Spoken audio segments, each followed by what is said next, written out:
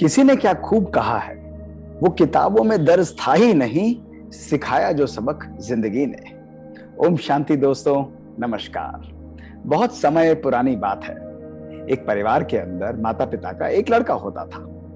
रोज school में जाता था, धीरे धीरे बड़ा होता रहा। लेकिन उस लड़के का स्वभाव बहुत चिड़चिड़ा था।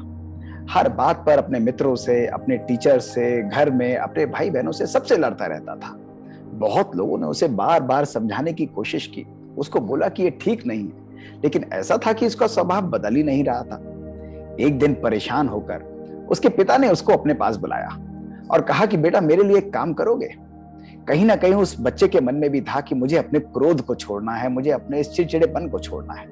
तो उसने कहा, जी पिताजी, जो आप कहेंगे मैं करूंगा, मैं इस क्रोध से मुक्ति पाना चाहता हूं। तो उसके पिता ने कहा कि तुम एक काम करो कि जब भी तुम्हें क्रोध आए, ये हमारे घर के सामने एक पेड़ है और वहां पर जाकर ये कीलों का एक बक्सा है, तो एक कील उठाओ और उसको उस पेड़ के अंदर ठोक देना, उसको गाड़ देना।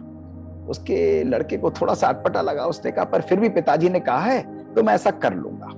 और दोस्तों, अगले दिन से जब भी उसे क्रोध आता तो जाकर वो एक कील को उस पेड़ के अंदर गाड़ देता।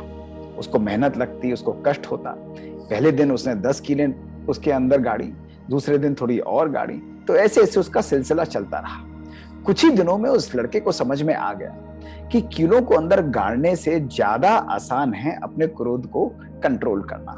उन कीलों को गाड़ने में उसे बड़ा कष्ट होता था और धीरे धीरे उसने देखा कि वो अपने क्रोध पर संयम पाने लगा। उसे लगा कि मैं अपने क्रोध को ही कंट्रोल में रखूं, ये कीले गाड़ने का जो काम है इससे मैं छूट जाऊंगा। और दोस्तों, एक दिन ऐसा भी आया कि जब उसने उस पेड़ में कोई भी कील नहीं गाड़ी, क्योंकि उसको क्रोध आया ही नहीं। वो खुशी खुशी गया और अपने पिताजी को बोला कि पापा, आज मुझे कोई क्रोध नहीं आया, मैं अपने क्रोध पर संयम रख लिया है, उसको कंट्रोल कर लिया है। और देखो, जो सामने पेड़ है उसमें कोई भी एक्स्ट्रा कील अब नहीं गड़ी है। तो उसके पिता ने कहा कि बेटा, बहुत अच्छी बात है, पर अब तुम एक काम करो कि अब तुम जाकर उन कीलों को बाहर निकालना आरंभ करो। तो उसके लड़के ने कहा कि ठीक है पिताजी, मैं ऐसा करता हूं। वो बाहर गया और बाहर जाकर उन कीलों को पेड़ से निकालने लगा। उसे महसूस हुआ कि उन कीलों को निकालना बहुत डिफिकल्ट था।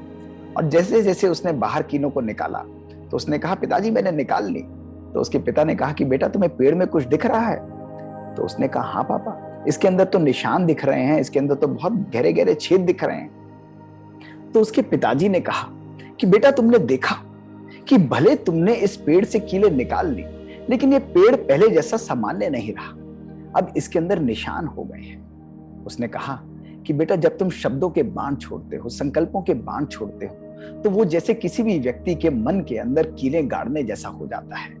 और जब हम ये बाण छोड़ देते हैं तो वो उस व्यक्ति के मन पर, उसके दिल पर एक छाप छोड़कर जाता है, एक घाव छोड़कर जाता है, जो उसके लिए दर्द का कारण बन सकता है।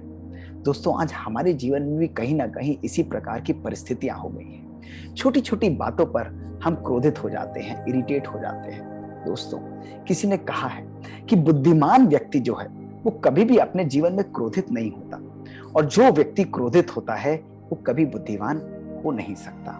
जब भी हम क्रोध करते हैं दोस्तों, तो हमारे सोचने, समझने और परखने की शक्ति सदा के लिए समाप्त हो जाती है। उस समय हम निर्णय सही नहीं कर सकते हैं और अक्सर क्रोध करने के बाद हम पश्चाताप की अग्नि में जलते रहते हैं।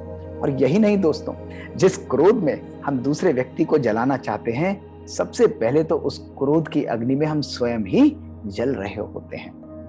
आज के इस संसार में अगर हमें संबंधों को श्रेष्ठ बनाना है, जीवन के अंदर सुकून का अनुभव करना है, शांति का अनुभव करना है दोस्तों, तो अपने मन के संकल्पों के अंदर, अपनी वाणी और अपने कर्मों में हर आत्मा के प्रति, हर व्यक्ति के प्रति प्यार की भावना, रहम की भावना और करुणा की भावना को जागृत करिए, उससे अपने मन को परिपूर्ण करिए। दोस्तों, यही एक श्रेष्ठ और सच्चे जीवन का आधार है।